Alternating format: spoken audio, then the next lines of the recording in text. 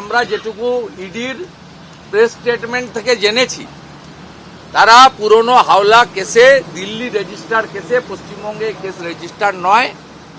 এবং এই হাওলা কেসে আমরা অনেক আগেই বলেছি, হোটেল থেকে টাকা উদ্ধার হয়েছিল গোয়া ইলেকশনের সময়। সেই টাকার সঙ্গে এই যে অনুপ মাঝি লালার যে কেস, বিনয় মিশ্রর যে চলে যাওয়ার, ভানুয়াতুতে থাকা এবং লিপস অ্যান্ড বাউন্সের যে প্রপার্টি অ্যাটাচমেন্ট, এর সঙ্গে যুক্ত এই সময় কয়লার টাকা, হাওলার টাকা গোয়া ইলেকশনে তৃণমূলের হয়ে ব্যবহার হয়েছে, একটা হোটেল থেকে রিকভারি হয়েছে। শুধু তাই নয়, দিল্লির লিকার স্ক্যামের সঙ্গেও আইপ্যাক যুক্ত সরাসরি আপের হয়ে তারা কাজ করেছিল।